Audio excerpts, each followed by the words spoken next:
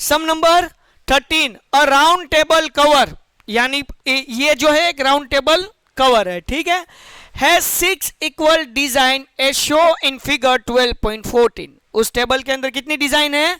6 design है। Okay, if the radius of the cover is 28 centimetre then r is equal to 28 centimetre.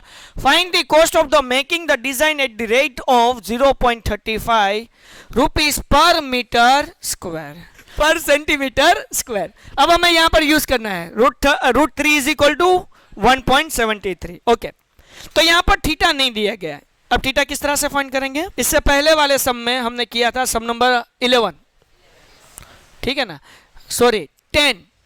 यहां पर एक circle के 8 parts थे, इसीलिए 360 डिवाइड बाय 8 किया था। इस सम में जो है कितने पार्ट्स हैं? 6 पार्ट है। तो हम क्या करेंगे? 360 डिवाइड बाय 6 करेंगे। तो अब देखिए क्यों 6 करेंगे? क्योंकि इस सर्कल के कितने पार्ट्स है? 6 पार्ट्स है, इसीलिए। चलो यहां पर तो अब थीटा किस तरह से फाइंड करेंगे? 360 divide by 6, 6 6 are 36, 0 as it is, it means 60 degree. चलो क्लियर है? किसी को कोई दिक्कत? आगे बढ़ जाते हैं। ओके, अब देखिए हमें क्या करना है कि हमें कॉस्ट फाइंड करनी है। अब देखिए टेक्स्ट बुक में अगर आप फिगर देखोगे तो आपको पता चलेगा ये हाईलाइटिंग एरिया है, यस और नो, यानी कि इस हिस्से में हमें डिजाइन करनी है, पूरे टेबल कवर में नहीं करनी है। कहां पर डिजाइन करनी है? इस हिस्से में। तो ये क्या है? इसे हम क्या कहेंगे? शेडेड रीजन को कहेंगे क्या? शेडेड रीजन सही है। सेगमेंट कहेंगे, सेक्टर कहेंगे, क्या कहेंगे? क्या कहेंगे उसे? सेगमेंट कहेंगे ना। मतलब क्या हुआ? सबसे पहले हमें एक सेगमेंट फाइंड करना है, उसको मल्टीप्लाई बाय करेंगे 6, क्योंकि हमारे पास टोटल कितने सेगमेंट है? 6। तो सबसे पहले हम क्या करेंगे? एक सेगमेंट का एरिया फाइंड करेंगे। तो मैं यहां पर लिखूंगा एरिया ऑफ माइनर सेगमेंट, ठीक है ना। क्या फाइंड करना है? Area of minor segment. अब फॉर्मूला क्या रहेगी उनकी? Area of sector minus area of triangle. चलो ठीक है, तो ट्राइंगल का हम नाम देते हैं यहां पर ओ ए, यहां पर फॉर एग्जांपल सी कर लू और यहां पर बी कर लू, तो ट्राइंगल का क्या नाम रहेगा? O A B. Done? Clear? Triangle O A B. Area of sector की formula pi r square theta upon 360। Is it clear और not? Minus area of triangle O A B. अब ट्राइंगल का हमें theta जो है वो कितना है? 60। तो area of triangle √3/4 side square. चलो ये फॉर्मूला हमें याद रखनी है, √3/4 साइड स्क्वायर। इससे पहले भी हम सब में कर चुके हैं, ठीक है। आगे बढ़ जाते हैं।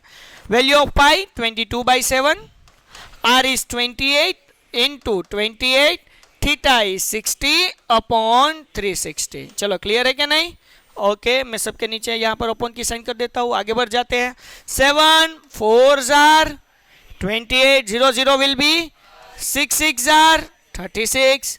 चलो आगे बढ़ जाते हैं। अब देखिए यहां पर 6 का हाफ करें 3, 4 का हाफ करें 2। ओके, अब 3 के टेबल में 22 नहीं आएगा, 3 के टेबल में 28 नहीं आएगा, तो हम क्या करेंगे? 22 2 आर इंटू 28 अपॉन 3।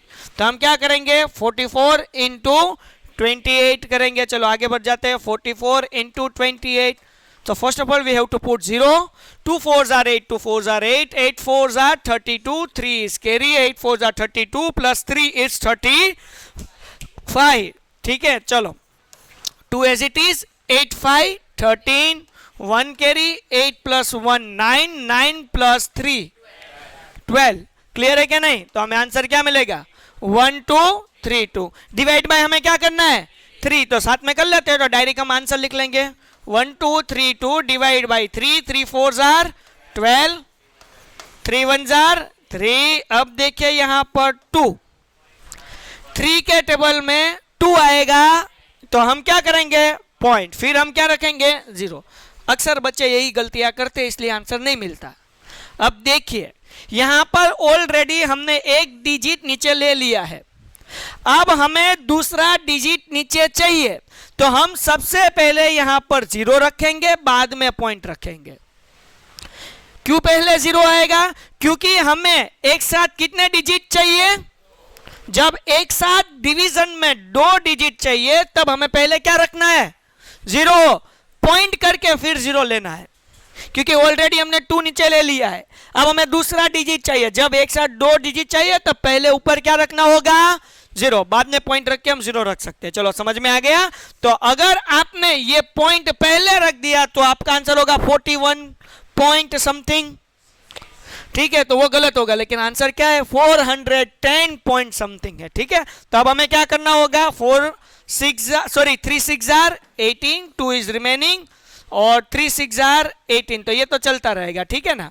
ओके, तो हमें आंसर क्या मिला?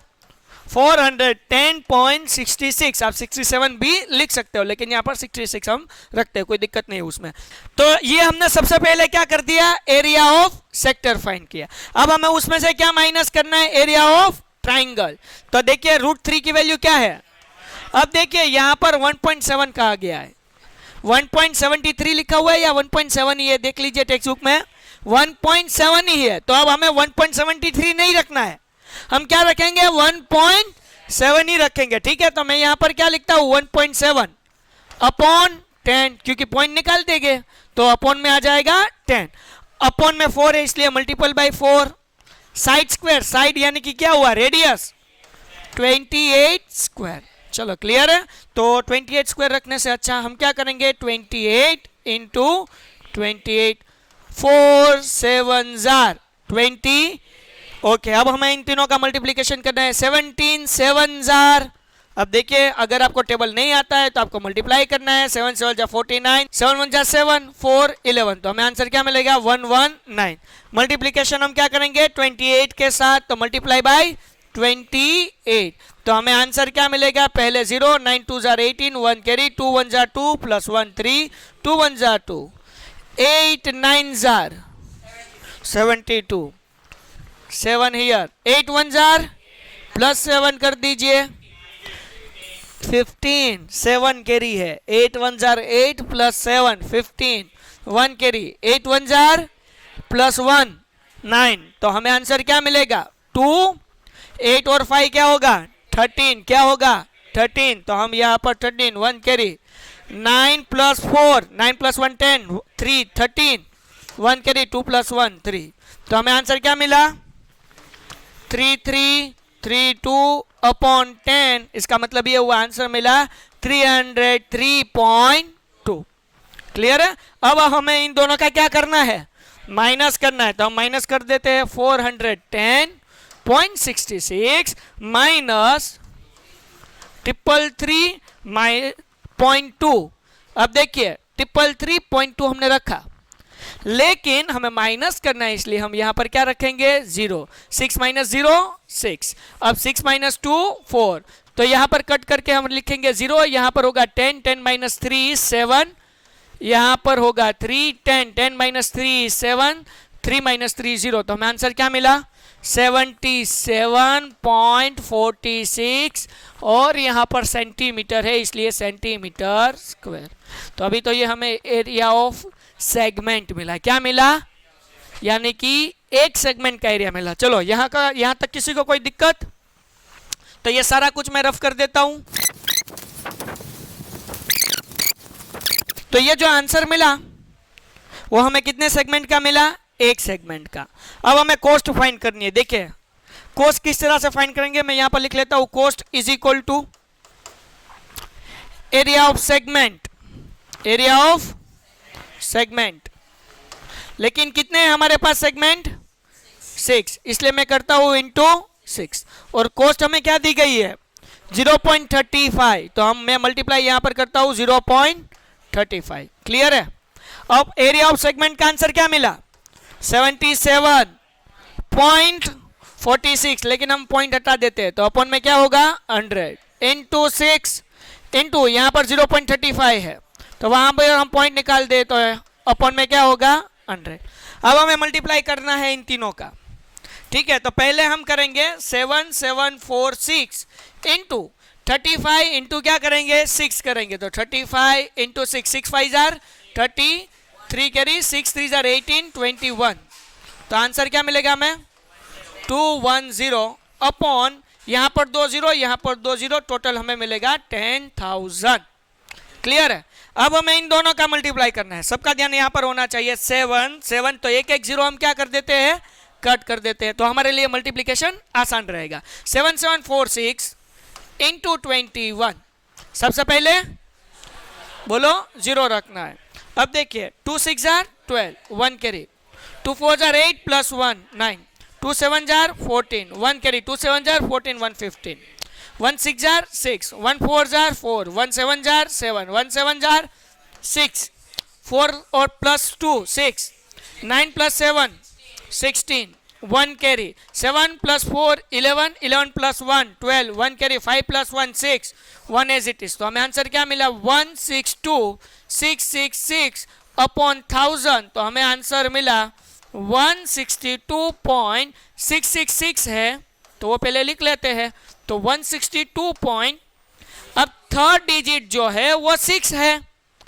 5 हो या 5 से बड़ा कोई भी डिजिट हो तो हमें क्या करना है 66 में एक नंबर ऐड कर देना है, तो हम आंसर लिखेंगे 67 रुपीस। तो हमें आंसर मिलेगा 162.67 रुपीस। अब यहाँ पर 162.67 आए या 68 आए इसमें कोई दिक्कत नहीं, ये आंसर आपका सही है।